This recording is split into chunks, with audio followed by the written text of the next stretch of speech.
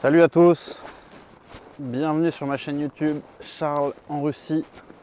Ça y est, on est de retour en Russie après notre petit périple et vacances à Sharm el-Sheikh en Égypte. On est rentré hier soir. Alors l'avion c'est long, hein. On en a eu quand même pour 6 heures parce que il fait quand même des gros détours.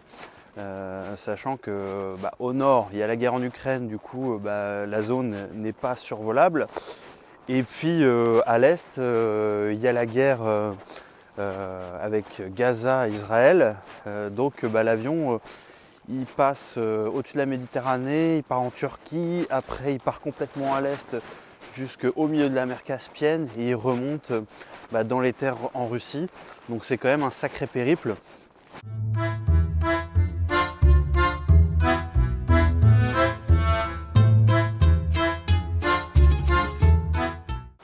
Mais j'ai été aussi agréablement surpris de la compagnie aérienne. On a volé avec Aeroflot, ce qui s'apparente à Air France en France. Très bon service, on était très bien assis, on a eu le repas, les boissons, quand on pourrait avoir. Des petites pâtes à la bolognaise, des pâtes ou alors au choix chicken tandoori. Donc c'était très sympa. Les sièges ont des télés, donc c'était un Boeing comme on les connaît, et le service était très bien. La seule petite chose qui était vraiment inconfortable, c'est à l'arrivée à l'aéroport. Avec tout ce qui se passe dans ce contexte actuel, moi personnellement à l'aéroport, alors que j'ai un RVP, c'est-à-dire un titre de séjour longue durée qui me permet de rester 3 ans en Russie, ça veut dire que l'administration russe me connaît très bien. Mais comme tous ceux qui ont un passeport étranger, j'ai été pris à partie et ils ont fait des contrôles un peu poussés. C'est la première fois que ça m'arrive. Rien de grave, hein. Ils me font m'asseoir, ils partent dans le bureau avec mon passeport pendant un quart d'heure, 20 minutes. Avant de me le redonner et puis de pouvoir passer la frontière.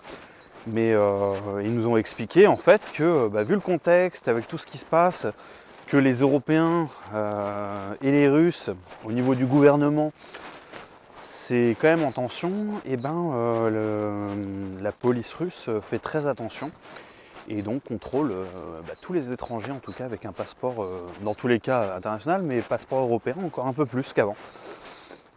Donc voilà ce qui nous a fait arriver un peu plus tard que prévu. L'actualité est toujours aussi riche en Russie, même si c'est pas mon sujet. Vous voyez, là on est en train de marcher dans un petit village de Russie. Il y a plein de neige, il n'a pas arrêté de neiger. Au moins 1,50 m, voire 2 mètres de neige, de la bonne neige fraîche. Donc là ça nous change, hein. Il faisait 30 degrés à Sharm el-Sheikh, là on est à moins 5 degrés, mais il y a toujours le soleil, et ça fait plaisir. Alors ce que je voudrais, avant de partir sillonner la Russie, de vous montrer Moscou, marcher un peu partout, simplement vu que je viens d'arriver, c'est qu'on revoit ensemble ce qui s'est passé cette dernière semaine. Donc il y a eu l'interview avec Tucker Carlson. Donc c'était une interview qui était suivie quand même par des millions de personnes.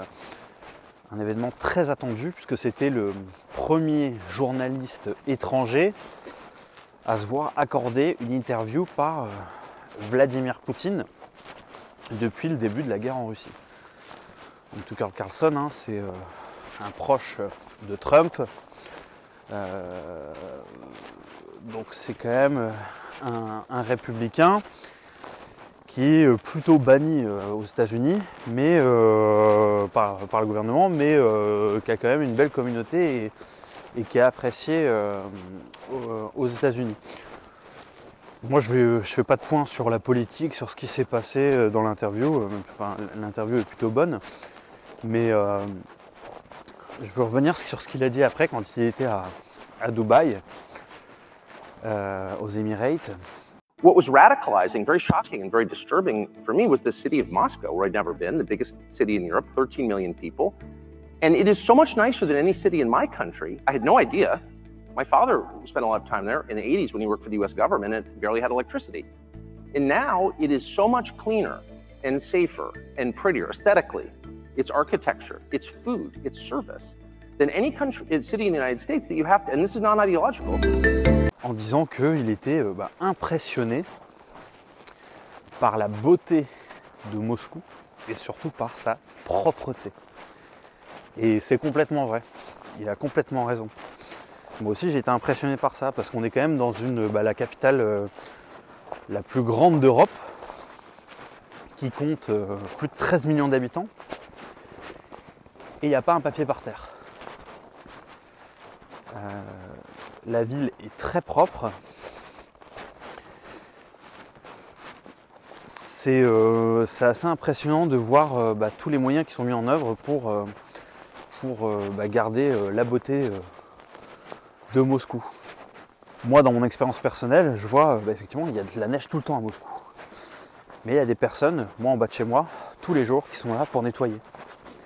Il y a aussi des choses qui sont assez dangereuses à Moscou, c'est-à-dire que la neige tombe des toits,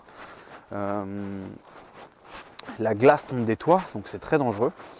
Mais justement, il y a des personnes qui sont là tous les jours en charge de nettoyer et de rendre les zones safe.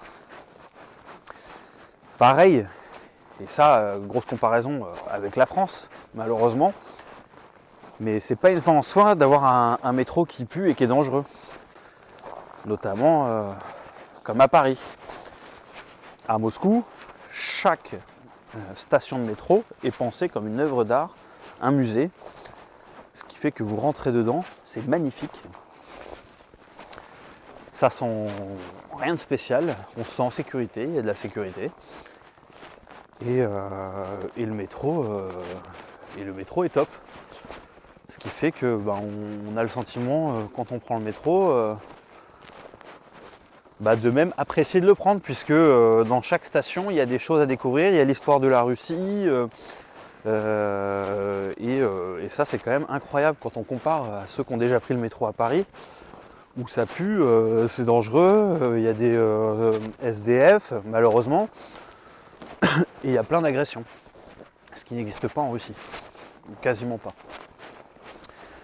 Pareil, sur toutes les grandes places, tout est nettoyé, tout est rangé. En fait, dans Moscou, il n'y a pas un papier qui traîne par terre.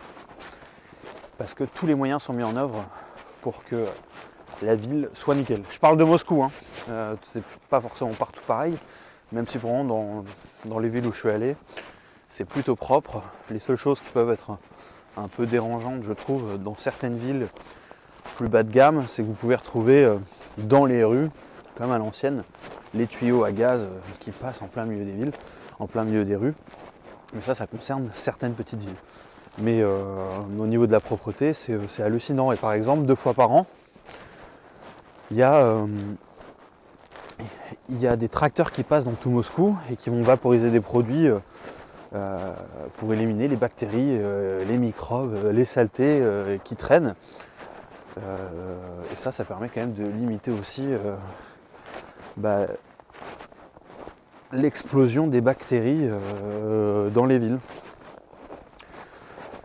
Donc Tucker a complètement raison en parlant aussi de l'architecture. Quand il dit qu'il ne retrouve pas ça aux États-Unis, ça ne m'étonne pas. Je ne connais pas forcément les États-Unis, mais je connais bien la France. Et en France, ça fait un moment qu'on n'a pas des villes nickel. Donc c'est là-dessus que je voulais réagir aujourd'hui. On reprend bientôt. Alors pour les étapes, donc en mars, je vais aller visiter l'Elbrouz. Je vais aller faire du ski sur l'Elbrouz. Donc il y aura une vidéo sur ma petite semaine à l'Elbrouz, station de ski, les montagnes.